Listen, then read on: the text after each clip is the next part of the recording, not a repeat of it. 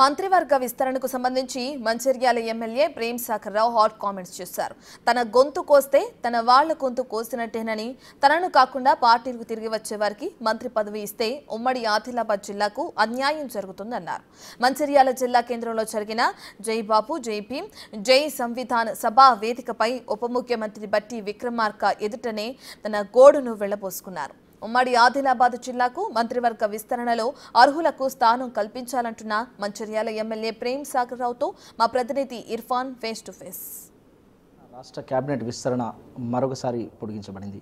అయితే కేబినెట్ విస్తరణకి సంబంధించి రాష్ట్ర వ్యాప్తంగా పలువురు ఎమ్మెల్యేలు తమ ఫీడ్ని వినిపిస్తున్నటువంటి సందర్భంలో తాజాగా మంచిర్యాల జిల్లాలో జై బాపు జై భీమ్ జై సంవిధాన్కి సంబంధించి మంచిర్యాల ఎమ్మెల్యే కూడా ఆసక్తికరమైన వ్యాఖ్యలు చేశారు. మరి దానికి సంబంధించి ఎందుకు అలా మాట్లాడాల్సి వచ్చింది, సాక్షాత్తు రాష్ట్ర ఉప ముఖ్యమంత్రి ఉన్నటువంటి వేదికగా ఆయన తన ఆవేదన వ్యక్తం చేశారు. మరి దానికి దారితీసినటువంటి పరిస్థితులు ఏంటి అవన్నీ కూడా తెలుసుకునే ప్రయత్నం చేద్దాం. ప్రస్తుతం మనం మంచిర్యాల ఎమ్మెల్యే ప్రేమ్ సాగర్ గారితో ఉన్నాం.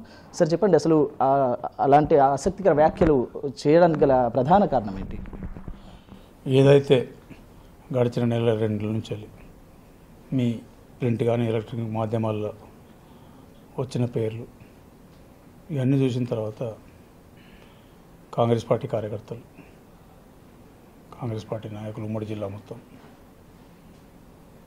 ఒక ఆవేదనతో ఉన్నారు. వాళ్ళు రోడ్డు మీదకి వచ్చి లేకపోతే వాళ్ళందరూ వేల మంది వచ్చి వేదికల్లో నాకు ఇష్టం ఉంటుంది. ఇక వాళ్ళందరి తరఫున ఈరోజు నేను మాట్లాడకపోతే ఇక మాట్లాడే అవకాశం నాకు రాదు.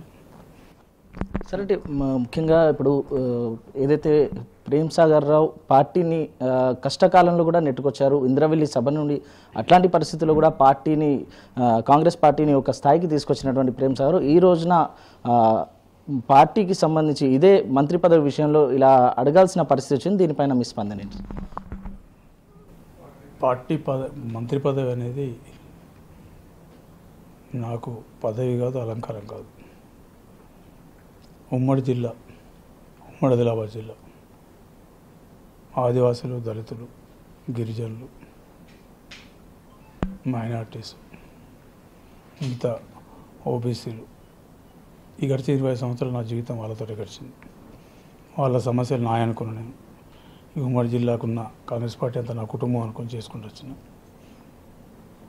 ఈరోజు మీ మాధ్యమాలు వచ్చింది అంతే, వాళ్ళు మొత్తం టోటల్ డిప్రెషన్లో పోయే పరిస్థితి వచ్చింది.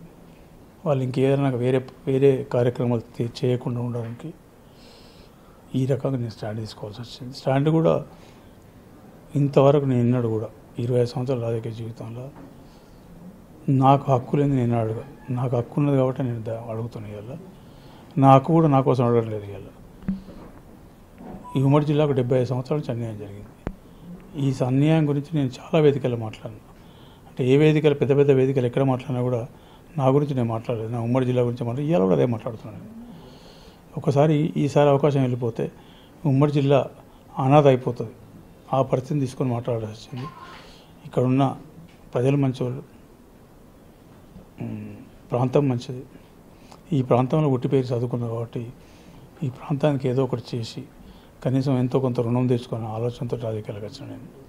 ఏదైతే డిప్యూటీ సీఎం ఉన్నటువంటి వేదిక మీదుగానే మీరు అంటే చెప్పడం జరిగింది, ఇక్కడ ఏదైతే ఆదిలాబాద్ జిల్లాకు అన్యాయం జరిగితే సహించేది లేదు అని. అంటే ఉమ్మడి ఆదిలాబాద్ జిల్లాకు మరోసారి అన్యాయం జరగబోతున్నారు. ఇంద్రవెల్లి సభలో చెప్పిన నేను, ఖర్గే గారు ముంగట సభ చెప్పాను, ఇంద్రవెల్లి అప్పటి పీసీపీ ముఖ్యమంత్రి సభలో కూడా చెప్పిన నేను. ముఖ్యమంత్రి చాలా సందర్భాల్లో మీటింగ్లు, జిల్లా మీటింగ్లు పెట్టినప్పుడు మాట్లాడినా. అది ఆయనే రీఇటరేట్ చేసిండు.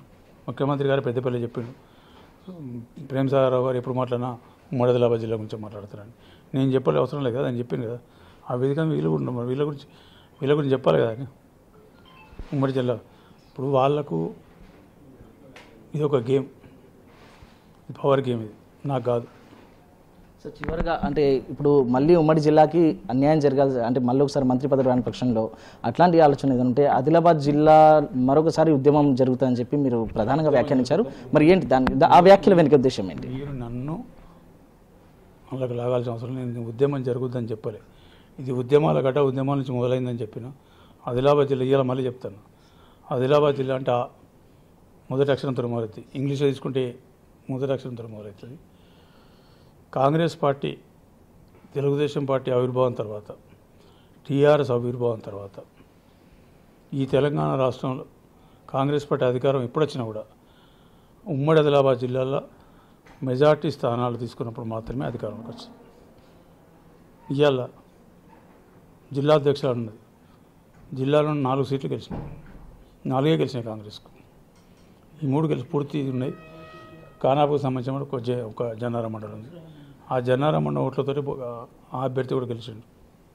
అప్పటివరకు 3000 మైనస్ ఉంటే 6000 ప్లస్ అయితే 3000 గెలిచిండు. కాబట్టి పార్టీని నిర్మాణం చేసుకుంటూ వచ్చినాం, పార్టీని కాపాడుకుంటూ వచ్చినాం. ఈ కాపాడే క్రమంలో, ఈ నిర్మాణం చేసే కార్యక్రమంలో చాలామంది కార్యకర్తలు చాలా నష్టపోయారు. వాళ్ళ బాధలు నాకు తెలుసు, మిగతాలు తెలియదు. మిగతాలు ఇప్పుడు ఎడితిరిగి మళ్ళీ టీఆర్ వాళ్ళు చెన్నూరు కాన్స్టిట్యూన్సీ ఒక చరిత్ర ఉన్నది. అక్కడ లీడర్లు అందరూ ఒక 2 నెలలు మాత్రమే అధికారం ఉండరు. ఎలక్షన్ల కన్నా ముందు నెలలో, ఎలక్షన్ల కన్నా నెలల తర్వాత వాళ్ళు మొత్తం వాళ్ళే ఉంటారు. ఎప్పుడు కూడా ఒక ఎమ్మెల్యే అనేటప్పుడు మారుతారు అంతే, పార్టీ అధికారం మారుతుంది కావచ్చు అంతే. వచ్చి ఒరిజినల్ కాంగ్రెస్ వాళ్ళు ఏడవాలి. ఇప్పుడు నూకల మంచి పిల్లల గురించి చెప్పిన నేను ఇంతకుముందు. వాళ్ళు ఎందుకు ఉండాలి పార్టీ కోసం, ఎందుకు చేయాలి? 23 సంవత్సరాలు చేసి జ్ఞాన గాడిద అందరూ వారిపోతే గాడిద శాఖ చేసినోడిని కనీసం ఆయన సరే ఆయన జాగలొచ్చిన మీరు కూర్చున్నారు, ఎమ్మెల్యే అయిన సంతోషం. ఆ పిల్లగారిని పిలిచి మాట్లాడే, బాబు నీకు నష్టం జరిగింది, నీకు ఏదైనా పదవి గురించి నేను మాట్లాడన్నా, లేకపోతే ఏదైనా చేయాలన్నా మాట్లాడాలి కదా. ఇది పరిస్థితి. అయితే ఉమ్మడి ఆదిలాబాద్ జిల్లాకి మరొకసారి అన్యాయం జరిగితే ఊరుకునే ప్రసక్తే లేదు. ప్రస్తుతం అయితే నా వ్యాఖ్యల వెనుక ఆంతర్యం ఇదే. అధిష్టానం గుర్తిస్తుంది ఏం జరుగుతుంది అనేది కూడా.